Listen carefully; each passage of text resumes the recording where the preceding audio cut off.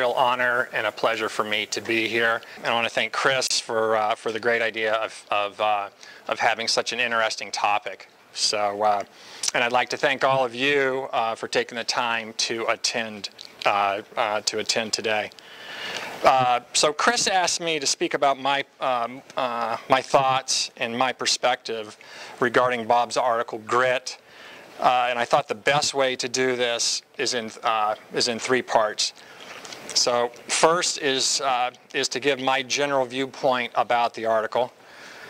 Then 2, give my thoughts about the subtitle, what it takes to succeed and improve at golf. And then 3rd, how grit applied to my own growth as a teacher and a player. You know, first things first. I remember when I first read it. You know, I read it 2 or 3 times. I thought it was just great. I thought it was interesting, thought-provoking, enlightening, inspiring, both for a student trying to improve and a teacher trying to facilitate improvement. I liked it so much that I sent the link to several of my students, of my actual Sunningdale folks, and hoping that it would possibly inspire them. Bob's article mentions great work done by some innovative thinkers in education like Angela Duckworth, Carol Dweck, just to name a couple. And although I've watched a few of their YouTube presentations, I want to say here I'm certainly no expert on their research or their data. But after 40 years of being devoted to playing golf, and the last 25 years being engaged in serious year-round teaching, I do feel confident in sharing my opinion on how this article relates to improving at golf. And again, these are just my opinions, not based on scientific testing, but based on my own personal success and failures in playing and teaching the game. I trust everybody has read the article, and when I did read it, I think what really got me was Bob's first couple of sentences depicting Bill Sheehan. It grabs you and it pulls you right in. So I'm gonna read a couple of them here. I knew Bill Sheehan at the University of Michigan, where we were caddy scholars. Bill was the best golfer in the house, mostly self-taught. Blue-eyed and a big toothy smile. He reminded me of a Kennedy. He had a Kennedy cockiness too, with guts to think he could walk on the Michigan golf team, plus the talent to do it. After school, I lost track of Bill. I'd hear once in a while that he qualified for the National Amateur or Mid-Amateur, but he never did much in those events. When he describes that period now, he sounds like a finalist in the 4th flight who blew his big chance.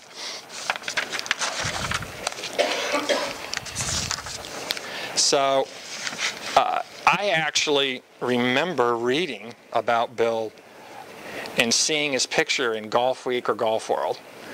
And what I most remember wasn't necessarily his winning the '98 senior amateur, which was at Skokie, I think, but it was that he was adamant about not starting the awards presentation until he went and cleaned up and was able to change into a sport coat and tie, a bow tie, mind you.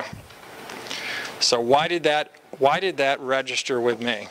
First, I'm a little bit old school, so I kind of like that sort of thing. But more importantly, I could tell that this man had the utmost respect for the game and had a conviction for what he thought was right and the mental strength to be different. It tells me a lot about him as a person, a player, and a competitor. Also in Bob's opening, there were some key words that really popped out at me that he uses in describing Bill. Well, 1, cocky. Another one was guts. Another one was talented, which we'll certainly get into that in a bit. Division I golf, U.S. amateur, U.S. mid-amateur. So in reading that, it kind of, having been in the game a while, I definitely realized that way before Bill Sheehan stopped drinking and started jogging, he had serious game. And I'm sure everybody in this room appreciates how good you'd have to be to play Division I golf and qualify for the U.S. Amateur. Just by qualifying for the U.S. Amateur, you're arguably one of the top 150 amateurs in the world that year. So whether you make it to match play or not, that was really impressive to me. The other point of note, Bob writes that Bill Sheehan wasn't out to change his swing. And that tells me he had a lot of golf smarts. As a top player, he wasn't going to fall victim to going down the dead-end street of swing changes. His time horizon was too short. This is senior golf. The senior PGA Pro Tour is 50, but for amateur golf, it's 55. So when you're trying to qualify for the U.S. Senior Am, 55. So he really didn't have a lot of time. And in my experience, almost all players, even tournament players, go to their swings as the first source of improvement, and rarely to themselves, meaning adjusting their attitude or their mental game. It's a mentality of, it's not me, it has to be my swing. The people I teach, and I'm sure most of the people that you teach, don't have what Bill Sheehan had. They didn't play as a kid or a caddy.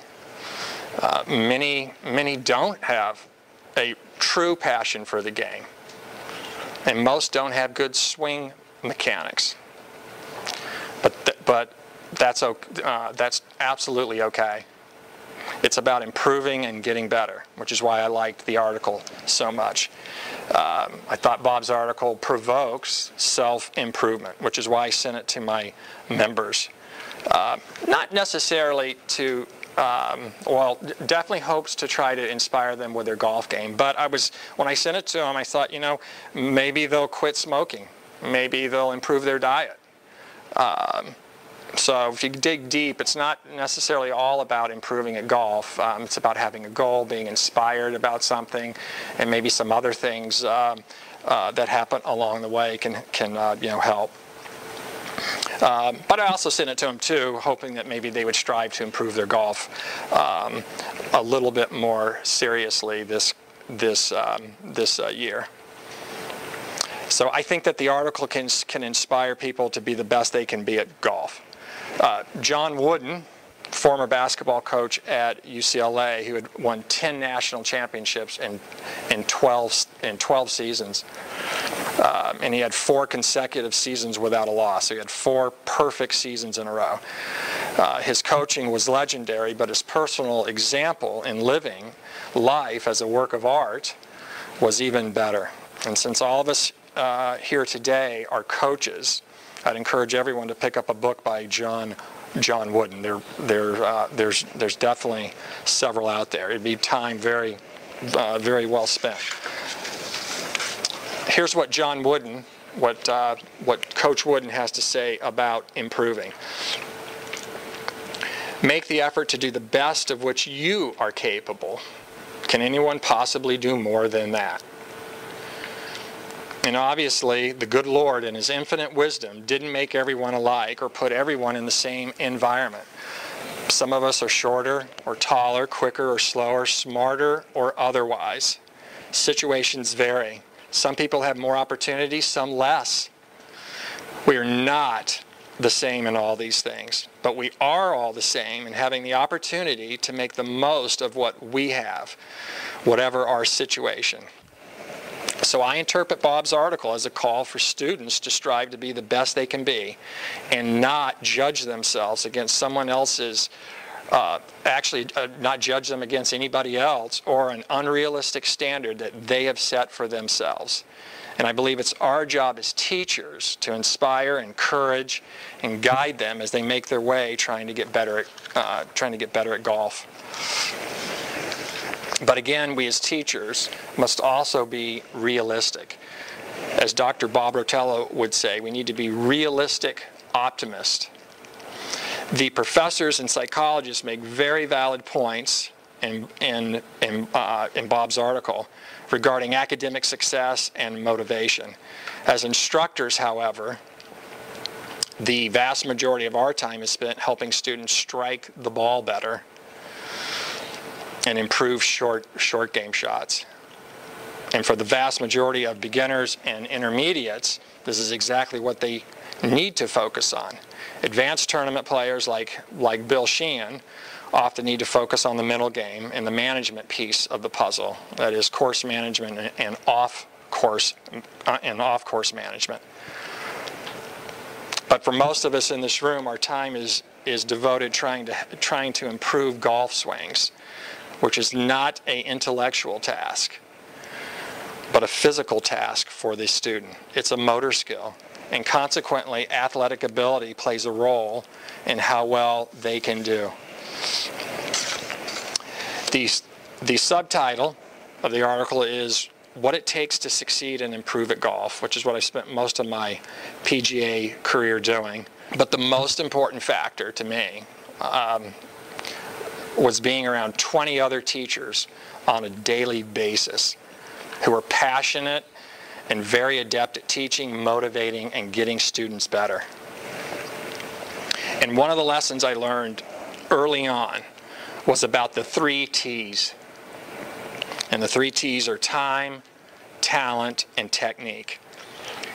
So time is, to me, time's pretty much what Bob was talking about. Time is perseverance for a very long-term goal, which is grit, a willingness to do whatever it takes. And to get proficient at golf takes a very long time. You have to be committed and passionate about improvement. Bob's article mentions Ken Burns' film, The Address. I've actually been wanting to see that. I've heard about it online. It sounds great. But after hearing his name, I was actually very interested in Ken Burns. I've seen he's got 2 documentaries I've seen, Baseball and the Civil War, which are great, really good. And I know that it must have taken him years and years to actually create those films. And sure enough, when you read about his career and how long he's worked at his craft for decades, you'll see another example of grit. So in every field, doctors and lawyers, golf pros, in every field, to be truly great certainly requires grit. At the Jim McLean School, I always tried to hire very good players. Hiring good players was certainly good for the schools. Most of the teachers, when we would do a 3 or 4 day school, we would go out on the course, so it was pretty important that the guys could play and gals could play, decent, well. And it also helped them when they were doing their lessons, kind of instant credibility, being able to demonstrate different shots. But it also showed a passion and a dedication. So when I interviewed somebody and I could tell and I found out what type of player they were and what they were capable of doing on a course, it immediately showed me how passionate and how dedicated they were to the game. Because in golf, you do not get really good unless you've dedicated years or even decades to the game. And to do anything for years and decades, you'd have to be passionate about it. And that's exactly who I was trying to hire, people who are passionate about teaching and actually just passionate about golf. My current assistants at Sunningdale asked me, CT, you rarely practice, but you still seem to play pretty well. How is that? And I tell them, well, because you didn't see me from age 6 to 26, where I played and practiced and competed every day. So looking back, I think I probably had a little bit of grit, a perseverance for a very long-term goal. And you know, I don't know about everyone here, but when I think of the word grit, it kind of invokes an image of me of grinding it out or swallowing a bitter pill, or you know, toughing it out, whether that be right or wrong. But that's kind of the image when I first read it. And there were definitely tough times in my development with the game, but I loved the game, everything about it. I just could not get enough of it. It was a cause of so many positives in my life, and it brought me great joy, and it still does. So for me, it was a pleasure. It was not a chore. And I'm sure I'm not alone with that. I would think everybody, or most people in the room, maybe played the game as a little kid, and looking back, spending time on the course and practicing playing actually brought you a lot of joy too. There's a great book, Jack Nicklaus's book. I'm not sure when it came out. I think probably 10 or 15 years ago, and it's called My Story, and it goes in depth and what he did growing up, and talks about his whole life. And I'd like to read something from that, which I think kind of parallels just what we're talking here. So here was Jack Nicklaus's typical day as a kid. Daily in the summertime, I would arrive at Scioto early in the morning, hit balls for an hour or two, play 18 holes, carrying my clubs, have lunch, hit more golf balls, go out and play 18 more, come back and hit more balls, or chip or putt until dark. And I mean can't see anything dark. So dark that my mother would have to come and haul me home for supper by the ear. In my early and mid-teens, weather permitting, I doubt if any summer I missed more than a day or two of doing that. And I remember once playing 63 holes in a day. And it was nothing for me to hit 500 or more balls a day. I never went to camp. We never went on family vacations. In every other way, I was a normal kid and had girlfriends, played other sports, went to movies, hung out with the guys. But basically, during the daylight hours in the summertime, as a teenager, I did what I wanted to do most from the age of 11, which was practice and play golf. So back to the 3 T's, time, talent, technique. As far as the technique goes, I know our seminar's really not touching on that, but I will say this about it. For most mid to high handicap golfers to achieve their aspirations in the game, they'll need to hit the ball consistently straighter, and for some even further. And to do this, they'll need a better swing. It's as simple as that. So for most of the people we're teaching, focusing on just the mental game or stretching, which are great, but for most people, they're actually they are going to need to focus on improving their golf swing. Talent for golf, which is a stick and a ball game, it means athletic ability. Being coordinated and having athletic ability is a big help. The technique part of the game, when broken down and analyzed, is a series of complex movements. And having athletic talent makes it much, much easier. So it's not 10,000 hours for everyone to reach a certain aptitude in golf. It might take some 4,000. It might take some 20,000. As John Wooden said, some people are just more athletic than others. We all have our special gifts. It's what makes us unique. Rory and Adam Scott, Bubba, Els, Seve, Faldo, Nicklaus, Snead, Jones, Hogan, and on and on. The really great ones had the 3 T's in abundant supply. But that's not who we teach, and certainly not who not who I teach.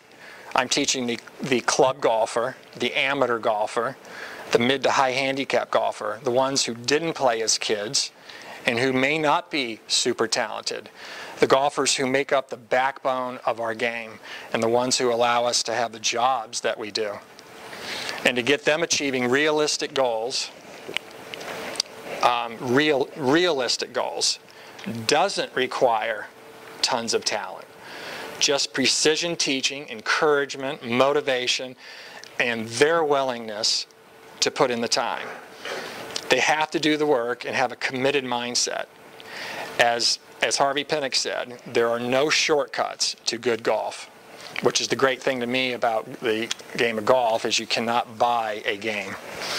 So I wish I had a secret here. I wish I could come here and give you a secret about improving students' games, but I don't.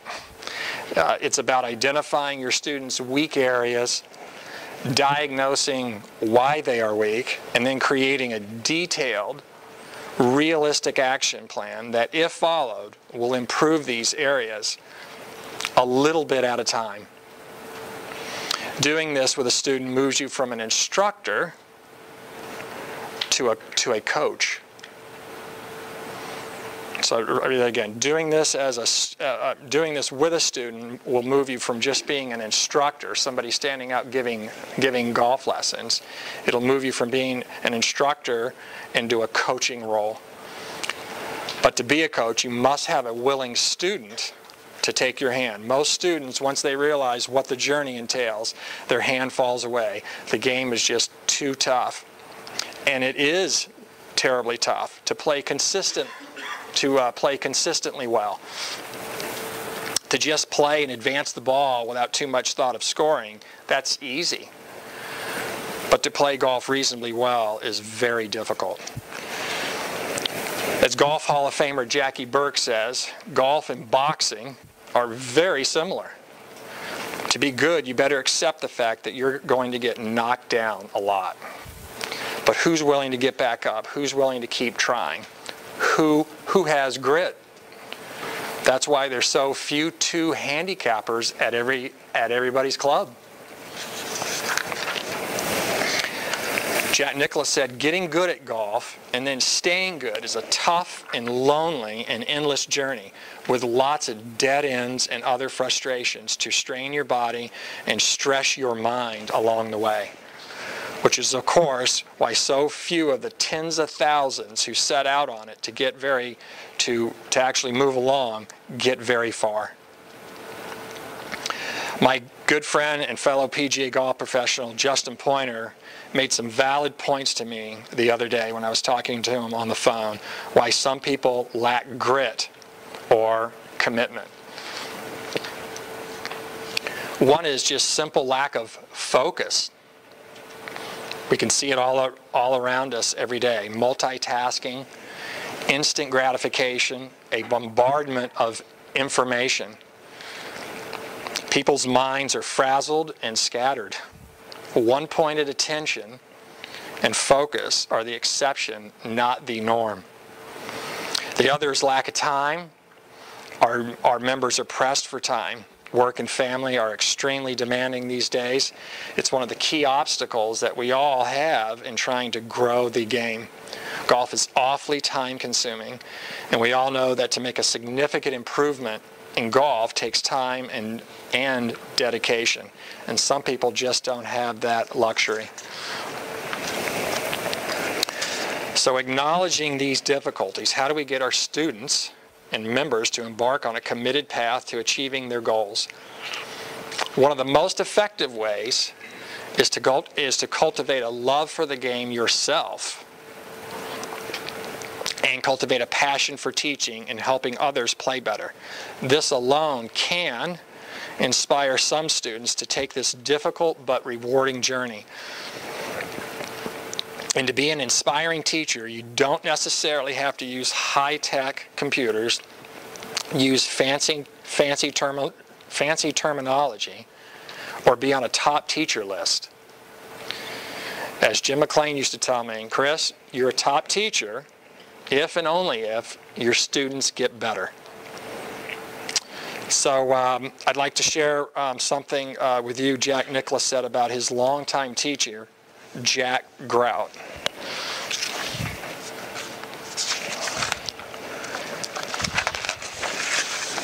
So this is what Jack said about a guy who really meant a lot to his game, and he gives a lot of, a tremendous amount of credit to Jack Grout.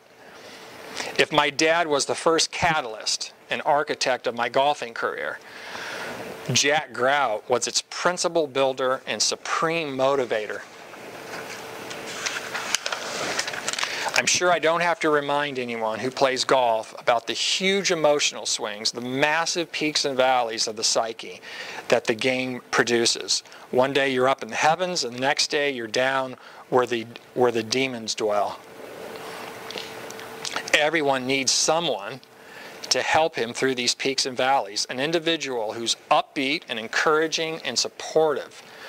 From the very first day we met until his death in May of 1989, Jack Grout was that person for me.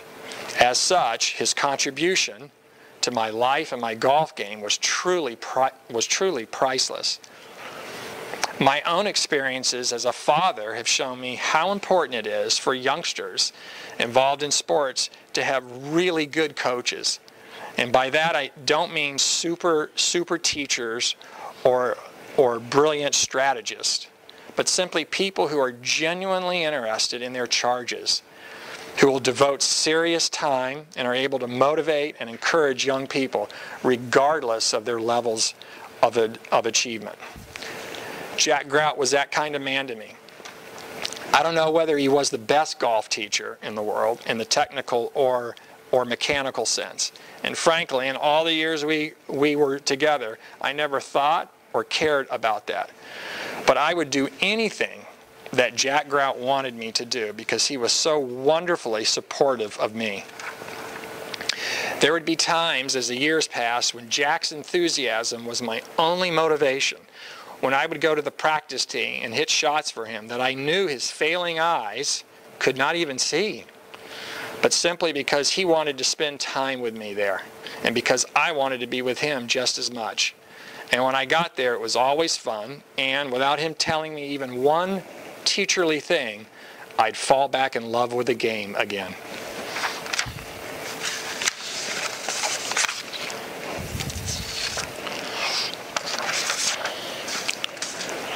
So, in writing this up, when I read that, it actually got me thinking a little bit about the assistants we would hire down at the Jim McLean Golf School.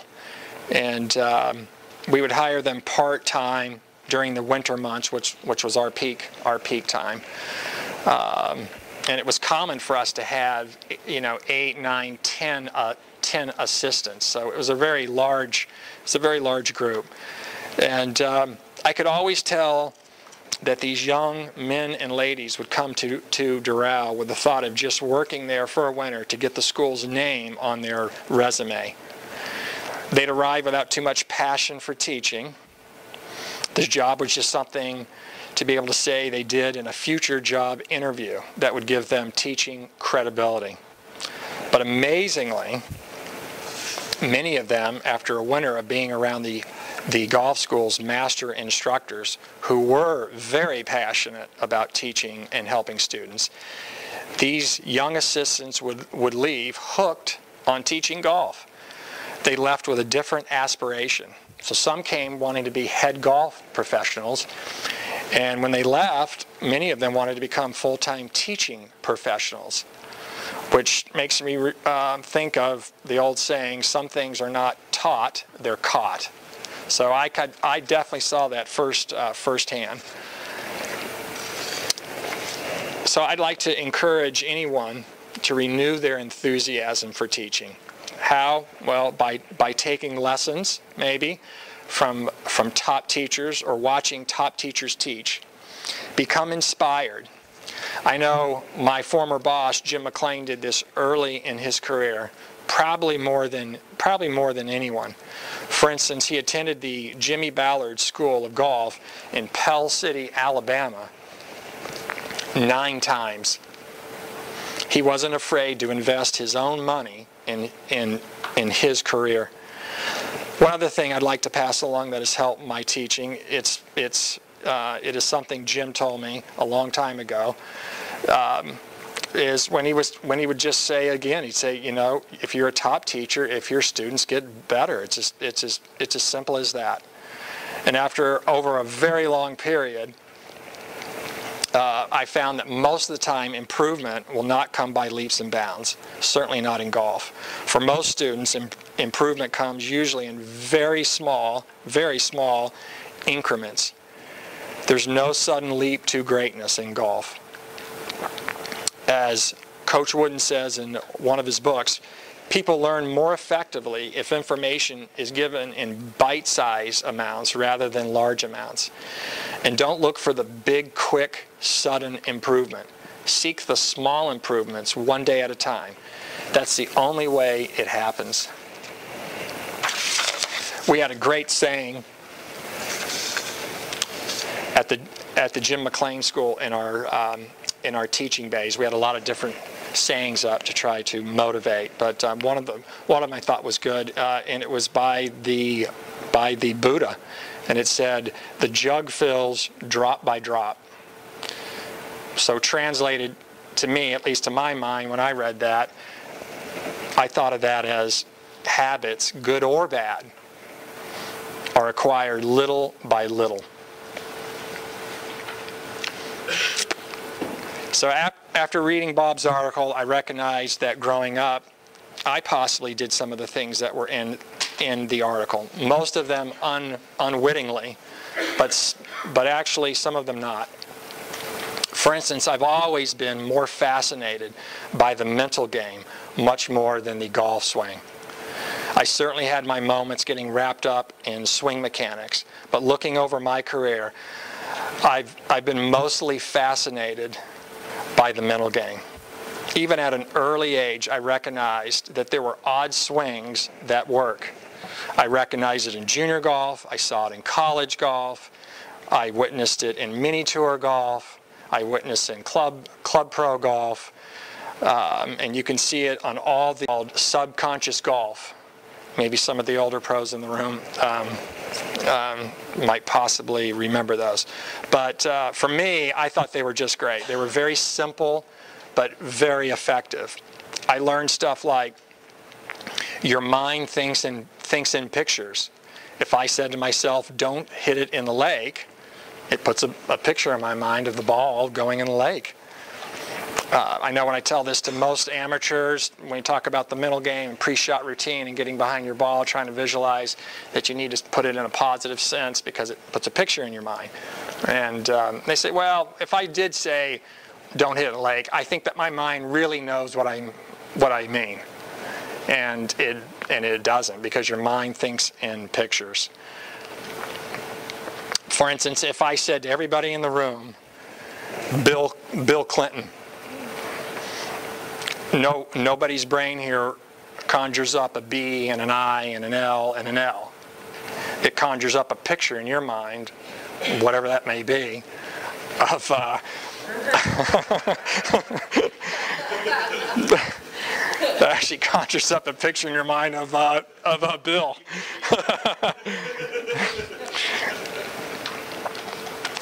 So I always tried, so that really made a impact on me as a young kid. So I tried to be careful to always say things in the positive. Think about what I wanted to have happen, not what I didn't want to have happen. Or positive self-talk. Always building yourself up, never tearing yourself down.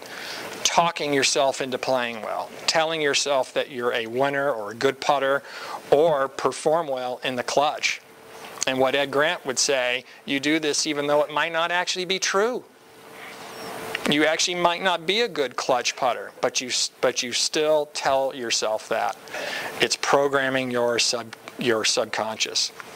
What we think about, we become, and as you sow, so shall you reap. The best example that I've personally witnessed of this had to do with a player on my college golf team at the University of Florida. Young kid, walk-on player, had old clubs, old bag. I distinctly remember his driver. This is back when we actually had wooden clubs still. His driver, rather than whipping around it, had black electrical tape as whipping. So this is back in 1985. He had a funky swing, and he certainly did not strike me as very talented. To be honest, I really wasn't quite sure how he actually got on the team. The team was full of AJGA All-Americans, state junior champs, state AM champs.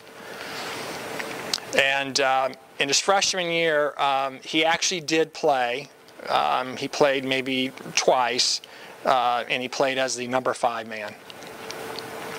I felt like my game was definitely superior to his, no question. But looking back on it, I bet he didn't think so. Fast forward to his senior year. He won 6 individual titles. This is, I think, when we played, we played probably 12 or 13 tournaments. So in his senior year, he won 6 individual titles. So he won half the tournaments. He was a first-team All-American, SEC champ, SEC Player of the Year, went from not being a regular top 5 player on my college team to being a top 5 collegiate player in America.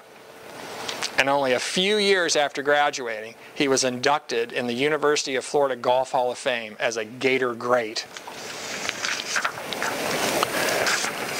As a pro, he finished second in the Masters. He lost a playoff to Tiger Woods.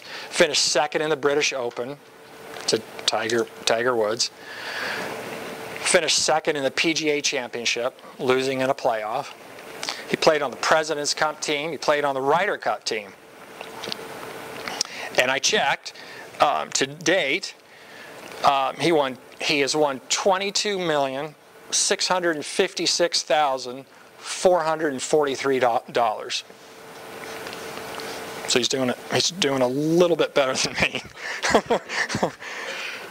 And that puts him 35th on the all-time money list, 1 spot ahead of Freddie Couples.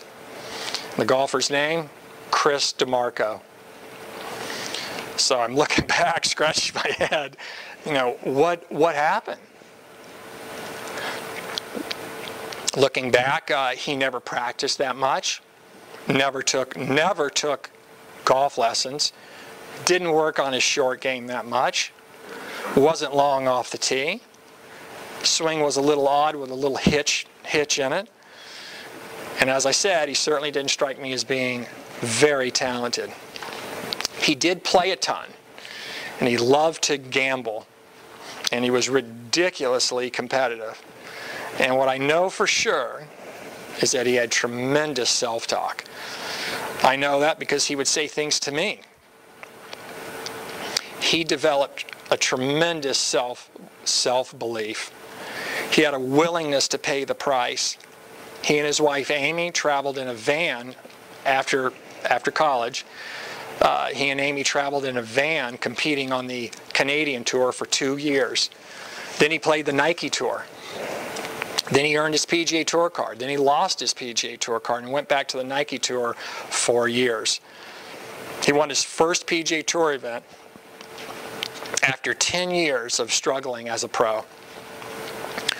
Who was his caddy all this time? His wife, Amy. So Chris and Amy had grit. And as Angela Duckworth says, it's a passion and a perseverance for a very long-term goal. Stamina, being able to sustain a marathon. So I think we're ready to maybe open it up for if there's any Q&A. But I'd like to thank Chris again for inviting me and putting this program together. I thought that the article Bob wrote was just great. I know it'll inspire golfers and inspire teachers to try to push people in the game, and I sure hope that it does for all of you here. I'd like to end my talk with a short quote by Jackie Burke, which I think sums up grit. The only difference between a good player and a poor player is that the good player didn't quit. Thank you.